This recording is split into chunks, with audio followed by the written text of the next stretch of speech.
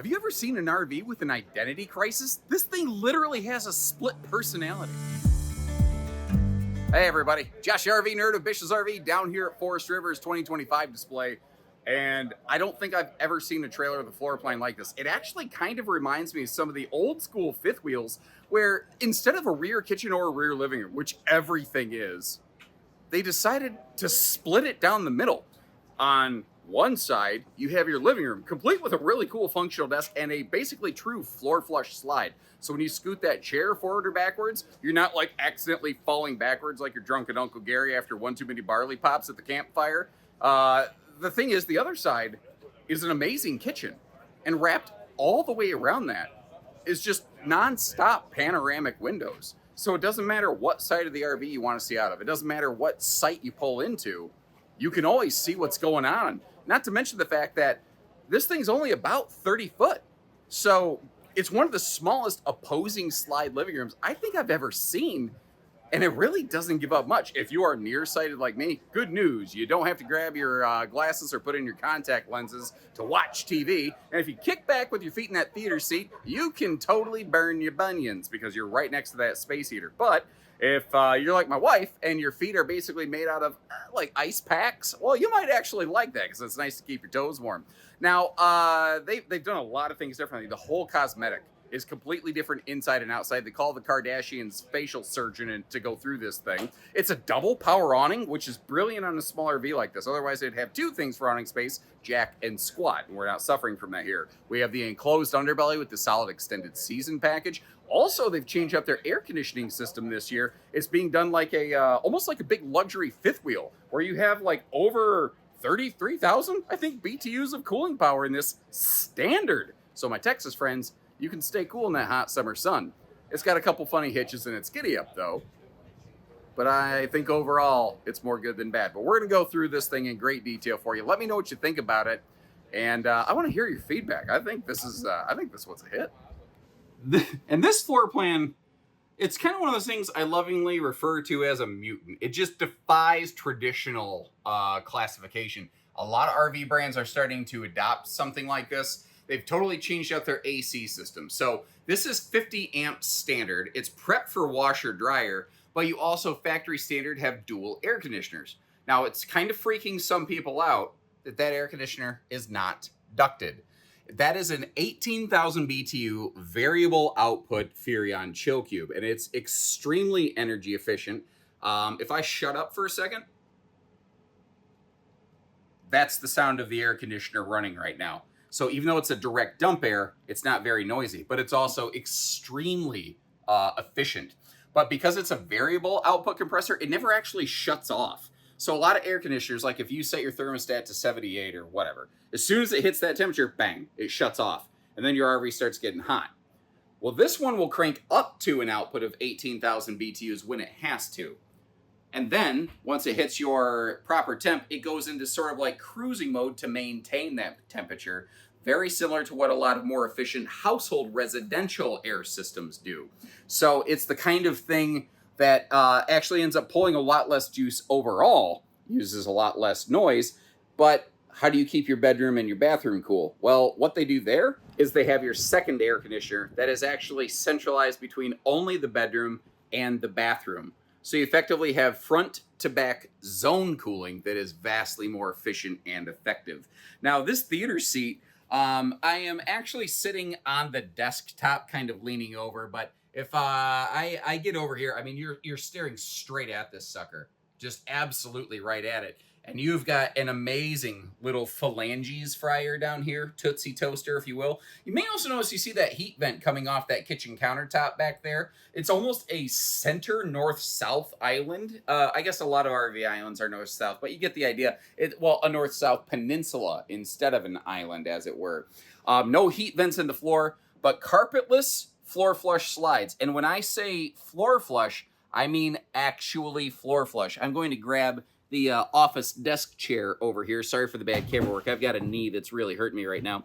But when you slide this chair forward and back, yeah, there's the little bit of the carpetless flap right there. But there's no like big slump where the chair falls down because it is actually a floor flush slide. Most of the things in the industry called floor flush aren't. So that's kind of the living room, I guess, corner in a sense. Taking a look at the kitchen, we've got it's a couples rig, so there's no traditional dinette. But if you want to sit down and have a bite to eat, you've got the, I call it Dine-a-Lind, or what do we call it? Dining peninsula, the Dine-insula. Yes, I love it. The Dine-insula, it works. You've that also creates huge prep space. But notice those power outlets against that entertainment island wall right there. Perfect appliance little spaces. Also, the amount of window coverage and wraparound coverage in this, in a 30-foot RV, this is kind of crazy. And like, I look at this and I almost wanted to complain that chunk of counter space to the left of the sink doesn't have power outlets, but it does. We take one step back and right there they are. Now, what I haven't done is opened up the storage to see what we have here. I happen to just be outside, so I know for a fact under that sink, that's where your water heater is located. So they really weren't able to give us a dedicated wastebasket space there. Perfect placement of that little pop-up power tower back there in the corner. Now that's a stubby. It doesn't have the USB plugs on it. They're only household plugs. If I wrap around the side a little bit here, though, down there at the countertop level, you see that you also have outlets right in appliance central on the other side. So I think really nicely executed. Huge window here. One of the interesting things is this RV's greatest assets are its greatest liabilities. Because you have a giant window directly next to a fire source, they were required by code to go with a metal blind right there. And you actually technically have the same thing by the sink. They had to do that. And because they went with big window, they don't have any cabinets overhead. They were not able to include a traditional stovetop vent. So what they did here is they added the small fan above your cooktop to help exhaust out some of that heat. The skylight in the kitchen over that sink is also, I think, kind of a nice little striking point there. Working our way down, traditional 3-burner propane stovetop, and then down below it, that's actually a little more of like a residential style electric air fryer, convection microwave, cooking oven kind of combo with some extra, I almost want to say pots and pan storage or something over here. I kind of wish that shelf wasn't there, so I did have a good dedicated space for a wastebasket, but that's just me. The 10 cubic foot variety of the 12-volt compressor fridge making a comeback right here. And then behind that, easily missed, it does have a dedicated pantry. Which, to give you a size demo, I mean, I actually did this accidentally. I almost phrased that like I did it on purpose. But to give you an idea, I got my backpack stuffed full in there, and it's doing just fine. Oh, I'm eyeballing this. I think when the slide's closed, the converter panel is going to be inaccessible. That's a potential point of concern.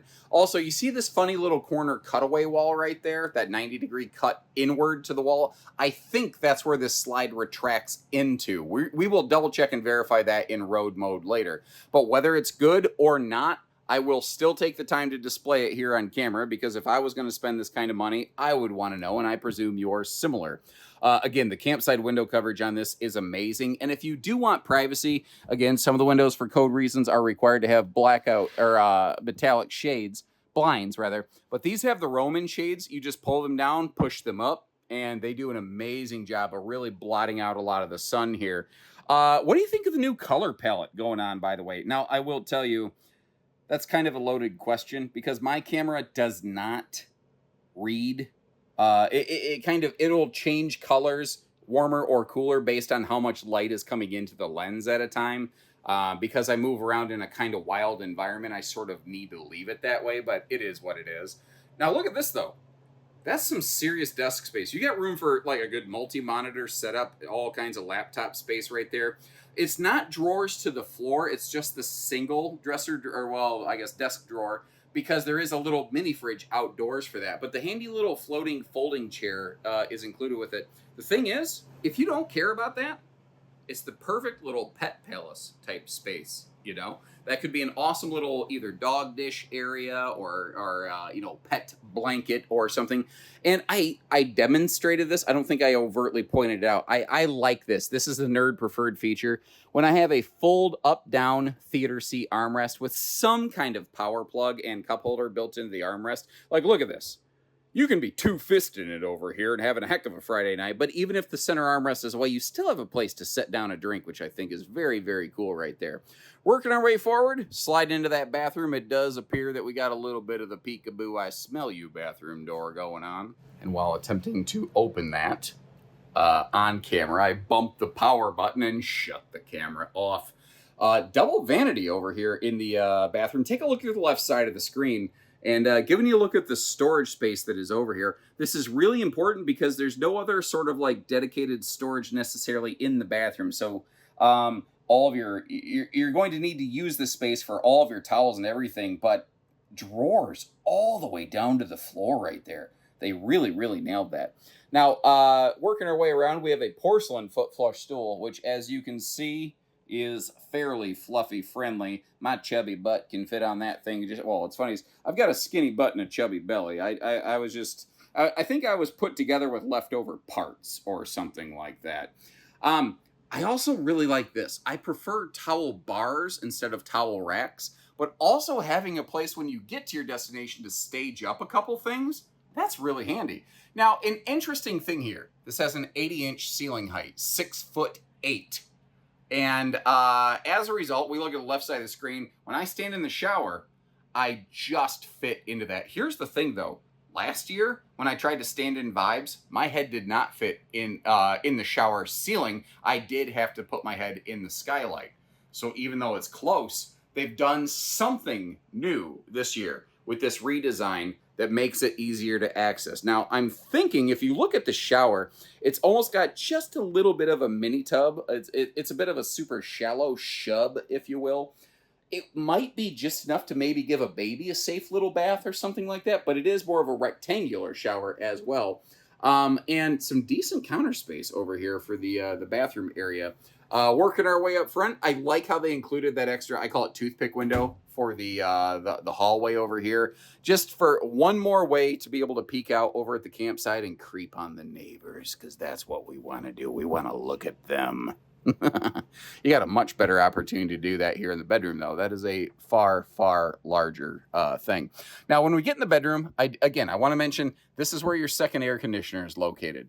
They have gone very similar to a lot of luxury fifth wheels, where you have this air conditioner is centralized into the bedroom and the bathroom. Basically, this dumps into the bedroom, then has a single duct into the bathroom, so it's super highly efficient. And then you have your standard air conditioner in the living room area, and this is, again, a 50 amp RV. What they don't have is any storage above the bed. I respectfully feel that's a miss, but this thing is not hurting for bedroom storage overall, actually. Now, when we get down here, I want to talk about this bed.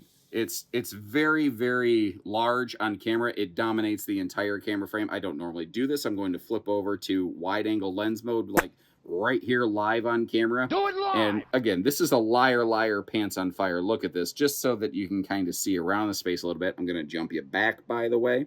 And this is what the RV industry likes to call a custom king. The thing is, it's not. It's not a king bed. Like, if you read their literature, it's just going to say king bed or something like that. I like the shoe garage down below, the handy little flip-flop shop. This is essentially an Olympic queen, which is a thing that seems to be growing in popularity in the RV industry. It's 66 inches wide, and this version is 78 inches long. A true Olympic queen is 66 by 80, to just kind of give you the reference point there. So it is something that if you get Olympic queen sheets or replacement mattress will actually fit in here. But like if you try to go searching custom king measurements, well, yeah, you're never going to find that, because custom king means there's no solution other than getting on like Etsy and having Myrtle, sew something for you. Now, as you can see, you don't have the most storage around the bed. But if I slide back here, first, I also want to point out, now that I think about it, the bed is strutted. Last year, Vibe beds were not easy lift like this, so I am glad to see that. But what I was getting at is the extra closet space around the corner over here. Now, that is a huge window. And why is the bigger window over here? Basically because of things like awning arms. They would love to put this window on the campsite of the RV, but the way that this floor plan lays out, they do not have that opportunity. Around the corner here, I also want to mention we are in the early prototype version of this. It is not totally complete. So you see how you have, these are like folding. I think that goes up, that goes down. There we go. There you go. So if you want to have hanging storage in here, you can have that. You've got the motion lighting in. There is a pocket privacy door on the left-hand side there to close this off. There will be removable shelving in this that is not yet here. So this will have a ton of dresser shelving. But I guess in a way, this is also a good way to demo that if you want to put a combo or stackable washer dryer in here, you've got, well, 80 inches of potential height space where you could do that, and obviously the hookups. Now, across from the bed, you can see, obviously, we've got our TV hookups. I do like the fact that even though it's a little bit taller ceiling, so they do include the handy little light switch over here, so you don't got to reach up and clickety-clack everything. But road mode. The bed and the bath, absolutely 100% easily accessible. But I'm looking at this here, and this doesn't seem very promising. Denied. Yep, that's what I thought was going to happen. This is the thing. To give you opposing slides in a 30-foot RV, something had to give. And that means living room access. Now, that also means we are currently blocked off from the converter panel. I'm going to suggest to them as soon as this video ends that maybe they do something about that. But this is not a floor plan that gives me a lot of other easy alternative locations for that converter panel, so I'm not sure what they're going to be able to do there. By the way, I'm going to teach you how to fish real quick. When you see a cable slide, there's two varieties. On the inside of the RV, if you look up, if you can see the pulley stuff and the bicycle chain, basically, that's called AccuSlide. If you cannot, that's called Exact Slide. They are both cable slides, but they both do very different things. I've got I need to actually make a whole video on that, don't I? Should I? I don't know. Let me ask you, should I make a cable slide video to help break that down? So I like to talk towability when we step outside here. This thing, it's 29 feet 11 inches. Okay, so it's 30 feet, right? It's got some very solid cargo capacity. It is a little bit heavy on the hitch for some half-ton towing, depending on how you load the RV and where you tow and what the capacities are of your vehicle. This is kind of one of those RVs that's on the cusp between a heavy half-ton or maybe a more medium-duty 3/4. It just sort of depends on your vehicle. And if you're going to go up and down mountains, yeah, you want to step up your vehicle a notch. You're going to be flatland southern Michigan like me, you could probably scoot by and make this work as is. Now, they gave us a, you can see here, these aren't, like a lot of people call these slam latches, and I'm guilty of that. That's actually a compression latch. You shouldn't just go, wha-bam! You should, actually push down on it to compress it. Now, they've got a bunch of various show materials in here, but it's also kind of giving us a really good reference point for how much space we have. Additionally, look at this. The handy little pegboard organizer below that, all that aluminum framework, that is so handy. So when you are going down the road, you actually have a place where you can, wrap up and stow stuff away, keep it organized so that after bouncing down the road and roller quaking your way to your destination, you haven't rattle trapped everything around so that it's just jumbled all over your pass-through compartment. Now our underbelly's enclosed. It is forced air heated. We also have power stabilizer jacks on this thing, so that everything is basically just push button easy, including the double power awnings. So we have four stabilizers, 2 power awnings, 1 tongue jack, and a partridge in a pear tree, essentially. Again, you can see the factory standard dual airs peeking up over the top there. You've got that big 18,000 BTU chill cube variable output air in the living room, which I'm breathing icicles in there. It felt amazing on a humid day like this. But then you've got your bedroom, bathroom, centralized air going on. Oh, slide systems. I want to point these out as we go. This is the AccuSlide. This is a Norco AccuSlide system over here. I'll get you. I'm pretty sure they're still using AccuSlide on the other side. I'll verify that when we get there. They have updated and gone to what I call the square flow windows, and those things provide insane airflow. It's so funny how what's old is new again. Square windows is just what the RV industry always used, but now it's cool. We got Dad's medicine cabinet buried under that desk. That's where you keep the bottled water and the barley pop, of course. I got a golf cart behind me I don't want to get run over by. I'll let you keep on cruising, sir. You have an excellent day, my friend. Hey, we've got special guests. Get over here, Mr. Bowling Arm. You got several special guests. We got the whole motley crew over here. There it is. Flex it up. Oh, that is just way too much flexiness for one video here. I think that's too much. What about that? Easy, buddy. Easy. Hey, show me that beach ball you got there, how big around it is. That's not the beach ball I mentioned, but all right. Listen, if you guys aren't familiar, make sure you look these people up on Facebook and check them out, or Facebook, YouTube, Instagram, TikTok, everything, because I'm not the only guy out there who waves a camera around a RV, and there's certainly a lot of other fun opinions to take into. So just put you on the map with that. Yeah. You know what? One of these days I do hope to be successful, but until then I shall endeavor to persevere. Moving along, something that I don't know you could see was the wide stance stability axle system. Because again, this is 30 foot, which is already not going to tow terribly, but having the wider stance axles will make this tow even smoother, because basically what it does is it essentially cheats the wheelbase. It makes the RV feel to the vehicle like it's shorter than it actually is. Now back here in the rear corner, you got your on-demand water heater. Right next to the kitchen, which will get you some hot water real fast. It is a little ways away from the bathroom, but not terrible, you know. That's another thing. Because the kitchen is so far away from the bathroom on this, it has amazing gray capacity overall, because you actually have multiple gray tanks. That makes me wonder. Hold on. I need to get over here. Okay, so we have a kitchen gray tank outlet over here in that back corner, and then we do have your bathroom black and gray outlet up here. So you are a two-headed sewer monster. I do want to take the time to kind of point that out there.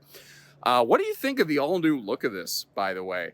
I mean, the whole thing has gone through a facelift, but one of the things that has not changed is they're not rocking a traditional I-beam frame. So this is a Norco chassis made with high-strength, low-alloy steel, not your, pretty conventional I-beam type frame.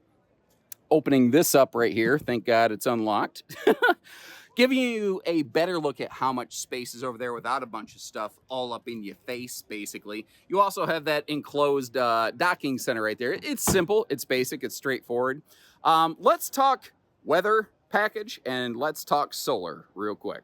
So one of the things that I've always respected about Vibe is they've never over-promised and under-delivered on things like, yeah, the underbelly's enclosed. It's forced air heated on these things. This is going to be what I'm going to call an extended season camper. Basically, if snowflakes are not flying, you're fine. And the vast majority of us camp when it's hot, not when it's freezing cold. And with their new air conditioning system, this is perfect for that peak summertime camping season right here. The other thing is solar. They hadn't really done a lot previously. Like they had a 100-watt battery tender solar package, nothing too awful for a while. But what they decided to do this year, they were either told like, why did you even bother? Or you should only have 1,000 watts of solar. Like they couldn't get a consistent answer on what to do that was correct. So what they've decided to do here is invest all the money in the base product that every single person will possibly enjoy. And if you're a person who wants to go solar, it's prep to add some stuff to it. So you can kind of DIY, build your own, and we can assist you with that kind of thing at Bish's RV.